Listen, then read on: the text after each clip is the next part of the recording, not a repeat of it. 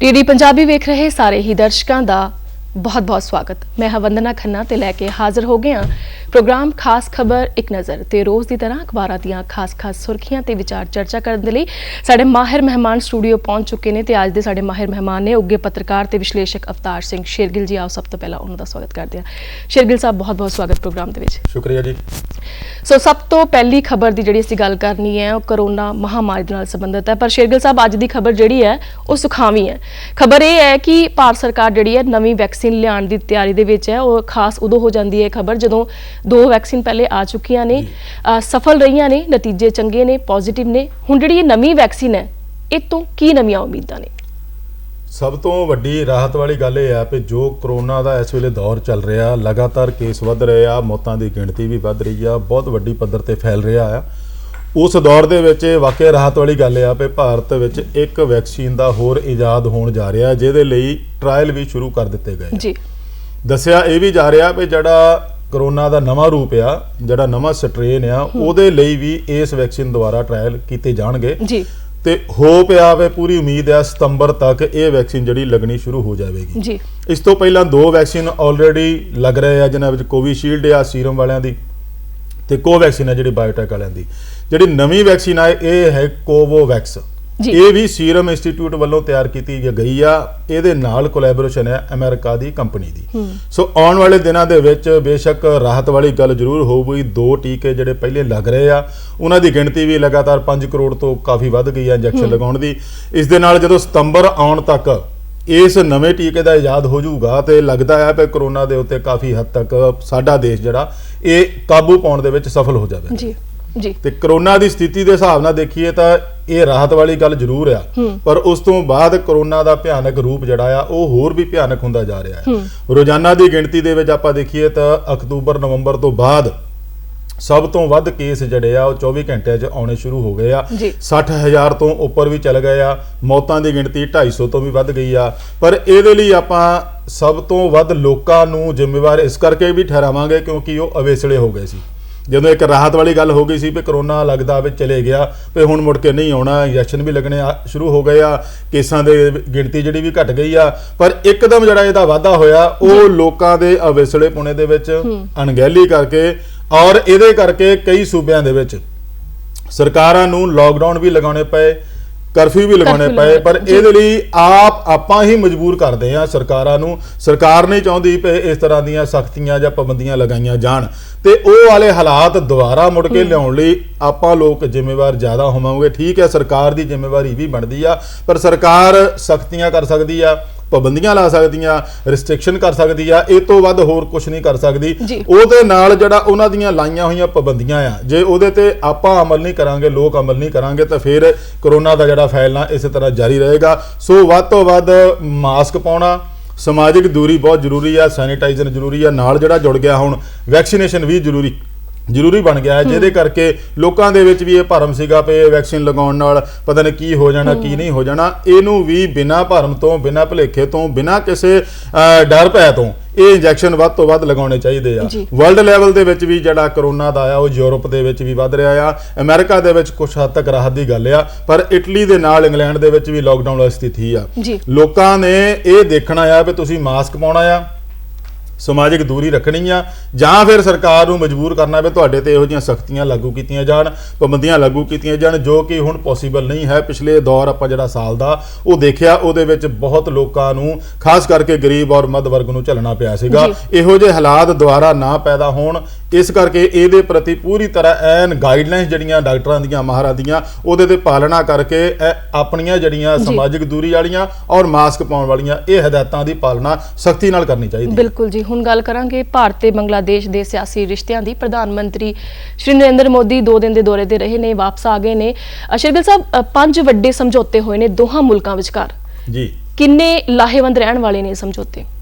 पहला तो प्रधानमंत्री नरेंद्र मोदी होरां दा जिहड़ा दौरा आ 2 गल्लां करके महत्वपूर्ण है। एक तो कोरोना काल तो बाद जी तकरीबन 1.5 साल तो बाद प्रधानमंत्री विदेश दौरे ते गए हैं ਤੇ ਇਹ ਇੱਕ ਨਿਸ਼ਚਿਤ ਹੋਇਆ ਸੀਗਾ ਕਿ ਜਦੋਂ ਬੰਗਲਾਦੇਸ਼ ਦੀ 50ਵੀਂ ਵਰ੍ਹੇਗੰਢ ਹੋਊਗੀ, ਜਦੋਂ ਆਜ਼ਾਦ ਹੋਇਆ ਸੀ ਪਾਕਿਸਤਾਨ ਤੋਂ, ਔਰ ਉਹਦੇ ਵਿੱਚ ਭਾਰਤ ਦਾ ਬਹੁਤ ਵੱਡਾ ਯੋਗਦਾਨ ਸੀਗਾ ਬੰਗਲਾਦੇਸ਼ ਨੂੰ ਆਜ਼ਾਦ ਕਰਾਉਣ 'ਚ, ਉਹਦੀ ਵਰ੍ਹੇਗੰਢ ਮਨਾਉਣੀ ਸੀ। ਪਲੱਸ ਜਿਹੜਾ ਉੱਥੇ ਮੁਜੀਬੁਰ ਰਹਿਮਾਨ, ਜਿਹਨੂੰ ਉੱਥੇ ਰਾਸ਼ਟਰਪਿਤਾ ਕਿਹਾ ਜਾਂਦਾ ਬੰਗਲਾਦੇਸ਼ ਦਾ, ਉਹਦੀ 100ਵੀਂ ਜਨਮ ਵਰ੍ਹੇਗੰਢ ਸੀਗੀ, ਜਿਹਦੇ ਕਰਕੇ ਉਹਨਾਂ ਨੂੰ ਭਾਰਤ ਵੱਲੋਂ ਮਹਾਤਮਾ ਗਾਂਧੀ ਪੁਰਸਕਾਰ ਵੀ ਦਿੱਤਾ ਗਿਆ ਸੀ। ਔਰ ਉਹ ਪ੍ਰਧਾਨ ਮੰਤਰੀ ਖੁਦ ਉੱਥੇ ਜਾ ਕੇ ਮੁਜੀਬੁਰ ਰਹਿਮਾਨ ਦੀ ਜਿਹੜੀ ਬੇਟੀ ਆ ਸ਼ੇਖ ਹਸੀਨਾ ਆ, ਜਿਹੜੀ ਉੱਥੋਂ ਦੀ ਰਾਸ਼ਟਰਪਤੀ ਆ, ਉਹਨੂੰ ਉਹਨਾਂ ਨੇ ਆਪਣੇ ਹੱਥੀਂ ਇਹ ਅਵਾਰਡ ਦਿੱਤਾ। ਇਹਦੇ ਸੰਬੰਧ ਵਿੱਚ ਹੋਰ ਵੀ ਕਈ ਕੁਝ ਮੁੱਦੇ ਵਿਚਾਰੇ ਗਏ ਆ, ਜਿਨ੍ਹਾਂ ਦੇ ਵਿੱਚ ਆਪਸੀ ਸੰਬੰਧਾਂ ਦੀ ਗੱਲ ਹੋਏ, ਵਪਾਰ ਦੀ ਹੋਏ, ਸਿਹਤ ਦੀ ਹੋਏ। ਜਿਹੜੇ 5 ਵੱਡੇ ਸਮਝੌਤੇ ਕੀਤੇ ਗਏ ਆ, ਉਹਦੇ ਵਿੱਚ ਵਪਾਰ ਆ, ਸਿਹਤ ਆ, ਵਣਜ ਆ, ਇਹ ਦੋਨੇ ਪੱਖਾਂ ਤੋਂ ਦੋਨੇ ਦੇਸ਼ ਬੜੀ ਵੱਡੀ ਪੱਧਰ ਤੇ ਤਰੱਕੀ ਕਰ ਰਹੇ ਆ। ਔਰ ਇਹ ਮਿਸਾਲ ਵੀ ਏਸ਼ੀਆ ਦੇ ਵਿੱਚ ਪੈਦਾ ਕਰ ਸਕਦੇ ਆ, ਕਿਉਂਕਿ ਇਸ ਵੇਲੇ ਕਰੋਨਾ ਦੇ ਦੌਰ ਦੇ ਵਿੱਚ ਜਿੱਥੇ ਭਾਰਤ ਜੂਝ ਰਿਹਾ ਹੈ, ਉੱਥੇ ਬੰਗਲਾਦੇਸ਼ ਦੇ ਵਿੱਚ ਕਰੋਨਾ ਦੀ ਹਜੇ ਸਥਿਤੀ ਉੱਡੀ ਭਿਆਨਕ ਨਹੀਂ ਹੈਗੀ ਜਿਹੜੀ ਪਿਛਲੇ ਸਾਲ ਸੀਗੀ। ਉਹਨਾਂ ਨੇ ਕਾਫੀ ਹੱਦ ਤੱਕ ਇਸ ਤੇ ਕਾਬੂ ਪਾ ਲਿਆ ਗਿਆ ਆ। ਤੇ ਜਦੋਂ ਇਹ ਇਸ ਸਮਝੌਤਿਆਂ ਦੀ ਗੱਲ ਕਰਦੇ ਆ, ਤੇ ਦੋਨਾਂ ਗਵਾਂਢੀ ਮੁਲਕਾਂ ਨੇ ਇਹ ਸਾਬਤ ਕਰਨਾ ਆ ਕਿ ਗਵਾਂਢੀ ਜਿਹੜੇ ਗਵਾਂਢੀ ਹੀ ਹੁੰਦੇ ਆ, ਪਰ ਦੂਜੇ ਪਾਸੇ ਪਾਕਿਸਤਾਨ ਵਾਲਾ ਪਾਸਾ ਜਿਹੜਾ ਆ, ਉਹਦੇ ਪੱਖੋਂ ਜ਼ਰੂਰ ਭਾਰਤ ਦਾ ਇਹ ਨਜ਼ਰੀਆ ਉਸ ਤਰੀਕੇ ਦਾ ਨਹੀਂ ਹੋ ਸਕਦਾ। ਬੰਗਲਾਦੇਸ਼ ਨਾਲ ਜਿਹੜਾ ਨਜ਼ਰੀਆ ਆ, ਉਹ ਹੋਰ ਤਰੀਕੇ ਨਾਲ ਆ। ਇਹ ਪਹਿਲਾਂ ਤੋਂ ਹੀ ਉਹਨਾਂ ਨਾਲ ਕੋਲੈਬੋਰੇਸ਼ਨ ਨਾਲ, ਉਹਨਾਂ ਨੇ ਸਹਿਯੋਗ ਨਾਲ ਚੱਲਦੇ ਆ ਰਹੇ ਆ, ਤੇ ਇਹਨਾਂ ਸਮਝੌਤਿਆਂ ਦੀ ਬਹੁਤ ਵੱਡੀ ਪੱਧਰ ਤੇ ਦੋਵਾਂ ਦੇਸ਼ਾਂ ਨੂੰ ਲਾਭ ਮਿਲੇਗਾ ਜੀ। ਬਿਲਕੁਲ, ਇਸ ਨਾਲ ਹੀ ਅਗਲੀ ਖਬਰ ਦਾ ਰੁਖ ਕਰਦੇ ਹਾਂ। ਪੱਛਮੀ ਬੰਗਾਲ ਤੇ ਅਸਾਮ ਦੇ ਵਿੱਚ ਇਲੈਕਸ਼ਨ ਦੀ ਗੱਲ ਕਰੀਏ ਤਾਂ ਪਹਿਲਾ ਗੇੜ ਜਿਹੜਾ ਮੁਕੰਮਲ ਹੋ ਗਿਆ। ਕਿਵੇਂ ਦੀ ਸਥਿਤੀ ਰਹੀ ਮਤਦਾਨ ਦੀ ਜੇਕਰ ਗੱਲ ਕਰੀਏ ਦੋਹਾਂ ਸੂਬਿਆਂ ਦੇ ਵਿੱਚ? ਕਰੋਨਾ ਦੇ ਦੌਰ ਦੇ ਵਿੱਚ ਮੈਂ ਫਿਰ ਗੱਲ ਕਰਾਂਗਾ ਕਿ ਚੋਣਾਂ ਕਰਾਉਣੀਆਂ ਵੀ ਚੋਣ ਕਮਿਸ਼ਨ ਲਈ ਇੱਕ ਬਹੁਤ ਵੱਡੀ ਚੁਣੌਤੀ ਹੁੰਦੀ ਆ, ਔਰ ਉਹ ਇਹਨਾਂ ਸਾਰੀਆਂ ਗਾਈਡਲਾਈਨਾਂ ਨੂੰ, ਹਦਾਇਤਾਂ ਨੂੰ ਪਾਲਣਾ ਕਰਕੇ ਹੀ ਇਹਨਾਂ ਚੋਣਾਂ ਨੂੰ ਅਮਲ ਕਰਾਉਣੇ ਆ। ਔਰ ਪਹਿਲਾ ਗੇੜ ਜਿਹੜਾ ਆ ਬੰਗਲਾਦੇਸ਼ ਦੀਆਂ ਪੱਛਮੀ ਬੰਗਾਲ ਦੀਆਂ 30 ਸੀਟਾਂ ਵਾਸਤੇ ਸੀਗਾ, ਤੇ ਆਸਾਮ ਦੀਆਂ 47 ਸੀਟਾਂ ਵਾਸਤੇ ਸੀਗਾ। ਹਲੇ ਇਹਦੇ ਬੰਗਾਲ ਦੇ 8 ਗੇੜ ਹੋਣੇ ਆ, ਪਹਿਲਾ ਹੋ ਗਿਆ, 7 ਗੇੜ ਹੋਰ ਹੋਣੇ ਆ। ਪਰ ਵੋਟਾਂ ਦੀ ਜਿਹੜੀ ਪਰਸੈਂਟੇਜ ਆ, ਉਹ ਬੰਗਾਲ ਦੇ ਵਿੱਚ 80% ਦੇ ਕਰੀਬ ਗਈ ਆ, ਤੇ ਇਹਦੇ ਨਾਲ ਆਸਾਮ ਦੀ ਜਿਹੜੀ ਆ ਵੋਟ ਪਰਸੈਂਟੇਜ 70 ਤੋਂ ਉੱਪਰ ਗਈ ਆ। ਪੱਛਮੀ ਬੰਗਾਲ ਦੇ ਵਿੱਚ ਇੱਕਾ ਦੁੱਕਾ ਜਿਹੜੀ ਹਿੰਸਕ ਘਟਨਾਵਾਂ ਹੋਈਆਂ ਆ, ਜਿਹਦੀਆਂ ਬਹੁਤੀ ਇੰਨੀ ਨਹੀਂ ਹੈਗੀ ਜਿੰਨੀਆਂ ਆਮ ਹੁੰਦੀਆਂ, ਕਿਉਂਕਿ ਪੱਛਮੀ ਬੰਗਾਲ ਦਾ ਪੁਰਾਣਾ ਇਤਿਹਾਸ ਜੇ ਦੇਖੀਏ ਤੇ ਹੁੰਦਾ ਰਿਹਾ ਕਿ ਉੱਥੇ ਚਾਹੇ ਸਥਾਨਕ ਚੋਣਾਂ ਹੋਣ, ਚਾਹੇ ਜ਼ਿਲ੍ਹਾ ਪਰਿਸ਼ਦਾਂ ਹੋਣ, ਚਾਹੇ ਪੰਚਾਇਤ ਦੀਆਂ ਹੋਣ, MP ਦੀਆਂ, ਵਿਧਾਨ ਸਭਾ ਦੀਆਂ, ਤੇ ਉਹਦੇ ਉੱਤੇ ਹਿੰਸਾ ਦਾ ਪਰਛਾਵਾਂ ਹਮੇਸ਼ਾ ਰਹਿੰਦਾ ਹੀ ਆ। ਇਹ ਸੁਖਾਵੀਂ ਗੱਲ ਆ ਕਿ ਉੱਥੇ ਕਿਸੇ ਤਰ੍ਹਾਂ ਦੀ ਹਿੰਸਾ ਹੋਈ ਵੀ ਆ ਇੱਕਾ ਦੁੱਕੀ, ਉਹਦੇ ਵਿੱਚ ਕੋਈ ਜਾਨ ਮਾਲ ਦਾ ਨੁਕਸਾਨ ਨਹੀਂ ਹੋਇਆ। ਹਿੰਸਾ ਹੋਣੀ ਵੀ ਕਿਉਂ ਚਾਹੀਦੀ ਆ? ਲੋਕਤੰਤਰ ਆ, ਡੈਮੋਕ੍ਰੇਸੀ ਆ। ਤੁਹਾਨੂੰ ਕੋਈ ਉਮੀਦਵਾਰ ਨਹੀਂ ਪਸੰਦ, ਤੁਹਾਡੇ ਹਲਕੇ ਦੇ ਵਿੱਚ ਕੋਈ ਉਮੀਦਵਾਰ ਤੁਹਾਨੂੰ ਨਹੀਂ ਪਸੰਦ, ਚੋਣ ਕਮਿਸ਼ਨ ਨੇ ਤੁਹਾਨੂੰ ਸੰਵਿਧਾਨਕ ਹੱਕ ਇੱਕ ਨੋਟਾ ਦੇ ਰੂਪ ਵਿੱਚ ਦਿੱਤਾ ਹੋਇਆ ਆ, ਤੁਸੀਂ ਉਹਦੀ ਇਸਤੇਮਾਲ ਕਰ ਸਕਦੇ ਆ। ਜਦ ਕਿ ਆਪਾਂ ਹਿੰਸਾ ਕਰਕੇ ਸਗੋਂ ਹੋਰ ਦੁਸ਼ਮਣੀ ਵਧਾਉਂਦੇ ਆ। ਇਹਦੇ ਵਿੱਚ ਸਿਆਸੀ ਪਾਰਟੀਆਂ ਨੇ, ਸਰਕਾਰ ਕਿਹਦੀ ਬਣਨੀ ਆ ਆਉਣ ਵਾਲੇ ਸਮੇਂ ਤੇ ਜਾਂ ਕਿਹਦੀ ਨਹੀਂ ਬਣਨੀ ਆ, ਉਹ ਇੱਕ ਸੈਪਰੇਟ ਇਸ਼ੂ ਆ। ਆਪਾਂ ਭਾਈਚਾਰਕ ਸਾਂਝ ਬਣਾ ਕੇ, ਭਾਈਚਾਰਕ ਰਿਸ਼ਤਿਆਂ ਨੂੰ ਮਜ਼ਬੂਤ ਕਰਕੇ, ਇਹੋ ਜਿਹੇ ਵੋਟਾਂ ਦੇ ਵਿੱਚ ਹਿੱਸਾ ਲੈ ਕੇ ਜਮਹੂਰੀਅਤ ਨੂੰ ਹੋਰ ਮਜ਼ਬੂਤ ਕੀਤਾ ਜਾਣਾ ਚਾਹੀਦਾ ਆ। ਇਹ ਇੱਕ ਮਿਸਾਲ ਆ ਜਿਹੜਾ ਕਿ ਬੰਗਾਲ ਦੇ ਵਿੱਚ ਪਹਿਲਾ ਗੇੜ ਆ। ਬੇਸ਼ੱਕ ਉੱਥੇ ਨਕਸਲੀ ਪ੍ਰਭਾਵਿਤ ਇਲਾਕਿਆਂ 'ਚ ਹੋਈ ਆ ਜਿਹੜੀ ਪਹਿਲਾ ਗੇੜ ਹੋਇਆ ਬੰਗਾਲ ਦਾ, ਇਸ ਦੇ ਬਾਵਜੂਦ ਵੀ ਜੇ ਇੰਨੀਆਂ ਕੁ ਮਾੜੀ ਮੋਟੀਆਂ ਹੋਈਆਂ ਹਿੰਸਾ, ਤਾਂ ਉਹਦੇ ਵਿੱਚ ਚੋਣ ਕਮਿਸ਼ਨ ਦੇ ਜਿਹੜੀ ਸਿਹਰਾ ਜਾਂਦਾ ਆ, ਤੇ ਕਾਫੀ ਹੱਦ ਤੱਕ ਸੁਰੱਖਿਆ ਬਲਾਂ ਨੇ ਇਹਦੇ ਤੇ ਕਾਬੂ ਰੱਖਿਆ। ਅਗਲੇ ਗੇੜ ਦੀਆਂ ਜਿਹੜੇ ਚੋਣਾਂ ਹੋਣੀਆਂ, ਉਹਦੇ ਤੇ ਨਿਗਾਹ ਰਹੂਗੀ ਸਾਰਿਆਂ ਦੀ। ਸ਼ੇਰਗਿੱਲ ਸਾਹਿਬ, ਅਗਲੀ ਖਬਰ ਦੀ ਜੇਕਰ ਗੱਲ ਕਰੀਏ ਤਾਂ ਕੱਲ ਮਲੋਟ ਦੇ ਵਿੱਚ ਭਾਜਪਾ ਵਿਧਾਇਕ ਤੇ ਹਮਲਾ ਹੋਇਆ। ਇਸ ਹਮਲੇ ਦੀ ਜਿਹੜੀ ਕਹੀਏ ਨਿੰਦਾ ਹੈਗੀ, ਵਿਰੋਧ ਹੈਗੀ, ਚਾਰੇ ਪਾਸੋਂ ਤੋਂ ਹੋ ਰਿਹਾ। ਤੁਸੀਂ ਕੀ ਸੋਚਦੇ ਹੋ ਇਸ ਪੂਰੀ ਘਟਨਾ ਨੂੰ ਲੈ ਕੇ? ਗੱਲ ਆ ਜਾਂਦੀ ਉੱਥੇ ਫਿਰ ਡੈਮੋਕ੍ਰੇਸੀ ਦੀ। ਡੈਮੋਕ੍ਰੇਸੀ ਦੇ ਵਿੱਚ ਕਿਸੇ ਨੂੰ ਪ੍ਰਦਰਸ਼ਨ ਕਰਨ ਦਾ ਅਧਿਕਾਰ ਜ਼ਰੂਰ ਹੈਗਾ, ਪਰ ਜਦੋਂ ਇਹ ਪ੍ਰਦਰਸ਼ਨ ਹਿੰਸਕ ਹੋ ਜਾਵੇ ਤਾਂ ਉਹਦੀ ਜਿੰਨੀ ਵੀ ਨਿੰਦਾ ਕੀਤੀ ਜਾਵੇ ਉਨੀ ਥੋੜੀ ਆ। ਪਰ ਇਹਨੂੰ ਮੇਰੇ ਹਿਸਾਬ ਨਾਲ ਮੈਂ ਇਹਨੂੰ ਸ਼ਰਮਨਾਕ ਹੀ ਕਹਾਂਗਾ। ਜੋ ਕੁਝ ਕੱਲ ਮਲੋਟ ਵਿੱਚ ਵਾਪਰਿਆ ਇੱਕ ਚੁਣੇ ਹੋਏ ਪ੍ਰਤੀਨਿਧ ਦੇ ਨਾਲ, ਉਹ ਬੇਸ਼ੱਕ ਕਿਸਾਨ ਜਥੇਬੰਦੀਆਂ ਦੇ ਵਰਕਰ ਹੋਣਗੇ ਜਾਂ ਉਹਨਾਂ ਦੇ ਵਿੱਚ ਕੋਈ ਸ਼ਰਾਰਤੀ ਤੱਤ ਹੋਣਗੇ, ਇਹਦੇ ਬਾਰੇ ਪਤਾ ਲਗਾਉਣਾ ਤਾਂ ਉਹਨਾਂ ਦਾ ਕੰਮ ਬਣਦਾ ਜਿਨ੍ਹਾਂ ਨੇ ਇਸ ਨੂੰ ਅੰਜਾਮ ਦਿੱਤਾ ਜਾਂ ਇਹਦੇ ਪ੍ਰਤੀ ਜੋ ਵਿਰੋਧ ਪ੍ਰਗਟਾਵੇ ਦਾ ਇਹੋ ਜਿਹਾ ਰੂਪ ਅਖਤਿਆਰ ਕੀਤਾ।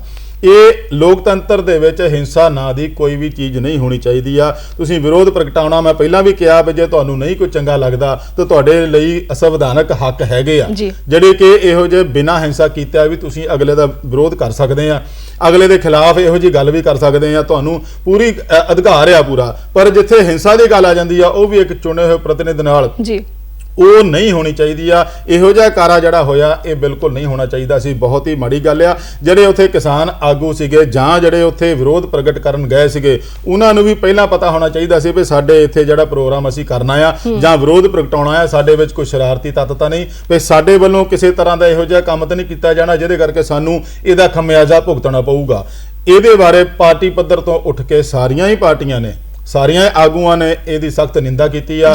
ਮੁੱਖ ਮੰਤਰੀ ਕੈਪਟਨ ਅਮਰਿੰਦਰ ਸਿੰਘ ਹੋਰਾਂ ਨੇ ਤਾਂ ਇੱਥੋਂ ਤੱਕ ਕਹਿਤਾ ਪਏ ਇਹਦੇ ਬਾਰੇ ਸਖਤ ਕਾਰਵਾਈ ਕੀਤੀ ਜਾਊਗੀ। 300 ਤੋਂ ਵਧੇਰੇ ਲੋਕਾਂ ਦੇ ਖਿਲਾਫ ਪਰਚੇ ਵੀ ਦਰਜ ਹੋਏ ਆ।